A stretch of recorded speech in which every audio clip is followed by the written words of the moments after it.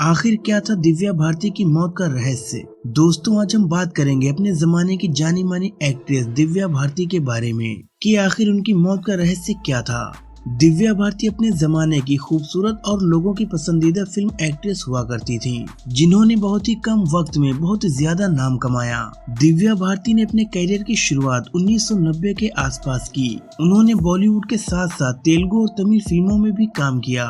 उनकी कुल 14 हिंदी फिल्में थीं, जिसमें से 3 फिल्में उनकी मौत के बाद पर्दे पर आईं, जिनमें वो 80% से ज्यादा काम कर चुकी थीं, और बहुत सी ऐसी फिल्में थीं जिनमें वो काम कर रही थीं, पर उनकी मौत के बाद दूसरी एक्ट्रेसेस को लेकर फिर से वो फिल्में बनानी पड़ी। दोस्तों, दिव्या भारती की पहली फिल्म थी विश्व आत्मा, जिस फिल्म का एक गाना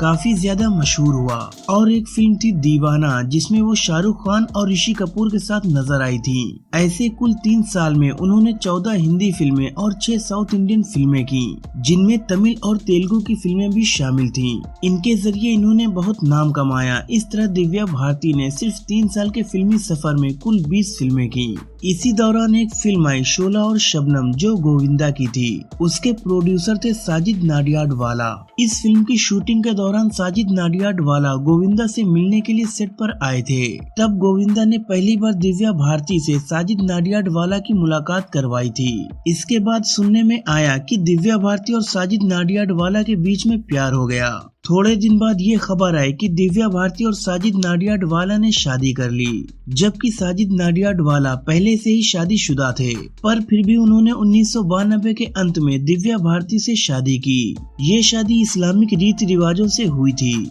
जिसके बाद दिव्या भारती का नाम सना नाडियाडवाला हो गया। मगर शुरू में उनकी शादी की बात को सभी से छुपाया गया, क्योंकि साजिद नाडियाडवाला का कहना था कि इससे दिव्या भारती की फिल्मों पर असर पड़ेगा, क्योंकि उस समय दिव्या भारती बिल्कुल नई थी। 2-3 साल का फिल्म का कैरियर था और उनकी उम्र भी महज 19 साल थी। उस वक्त शोला और शबनम फिल्म की शूटिंग चल रही थी, और वो नहीं चाहते थे कि इस फिल्म के रिलीज होने से पहले किसी को इस शादी के बारे में पता चले, ताकि उनकी फिल्म पर कोई बुरा असर ना पड़े। फिर 1993 में साजिद नाडियाडवाला ने दिव्या भारती को 5वीं मंजिल पर एक फ्लैट दिया, जो मुंबई के वर्सोवा इलाके में था, जहां दिव्या भारती रहा करती थी, और उनके भाई कुणाल भारती कभी कभी वहां आया जाया करते थे। जो फ्लैट साजिद नाडियाडवाला ने दिया था, वो न तो दिव्या भारती के नाम पर था और न ही साजिद नाडियाडवाला के नाम पर, वो किसी और के नाम पर ही था, यानी वो वहां पर किराएदार थी। 5 अप्रैल 1993 की सुबह हैदराबाद में उनकी कुछ फिल्मों की शूटिंग चल रही थी, क्योंकि हिंदी, तमिल और तेलुगु फिल्म वो एक साथ करती थी। 5 अप्रैल 1993 को हैदराबाद से शूटिंग करके दोपहर बाद मुंबई आई। इसके बाद वो अपने घर वर्सोवा तुलसी अपार्टमेंट की 5वीं मंजिल वाले अपने फ्लैट में आ गयी। उनके पैर में शूटिंग के दौरान कुछ चोट लग गई थी, तो उंगलियों में पट्टी बंधी हुई थी। दिव्या भारती कम वक्त में ही काफी फेमस एक्ट्रेस हो गई थी। वो 14 फिल्में कर चुकी थी और लगातार उनको फिल्में मिल रही थी। उनके पास काफी पैसा आ चुका था, तो उन्होंने 5 अप्रैल 1993 को मुंबई में ही एक 4 बेडरूम के फ्लैट की डील की। उस दिन दिव्या भारती की खुशी का कोई ठिकाना नहीं था, क्योंकि उन्होंने सोचा भी नहीं था कि मुंबई जैसे शहर में उनका खुद का मकान होगा। उनका वो सपना पूरा हुआ। उन्होंने अपने माता पिता को भी बताया, वो भी बहुत खुश हुए। 6 अप्रैल 1993 को शूट के सिलसिले में उनको मुंबई से बाहर जाना था, मगर एक तो उनके पैर में चोट थी, दूसरी उनको फ्लैट लेने की खुशी थी। दिव्या भारती चाहती थी कि शूट 6 अप्रैल के बजाय 7 अप्रैल तक पोस्टपोन किया जाए, तो इसलिए उन्होंने प्रोड्यूसर से बात की और वो मान गए। अब 6 के बजाय 7 अप्रैल को शूटिंग होनी थी। 5 अप्रैल 1993 को दिव्या भारती अपने घर में थी, तभी उनकी फ्रेंड नीता लुल्ला का फोन आया। वो उनसे उनके आगे की फिल्मों के किरदारों के हिसाब से कॉस्ट्यूम के बारे में बात करना चाहती थी। नीता लुल्ला ही उनकी फैशन डिजाइनर थी। दिव्या भारती की ज्यादातर फिल्मों में उन्होंने ही उनकी ड्रेस डिजाइन की थी। इसी के चलते उनके बीच एक अच्छी दोस्ती भी हो गई थी।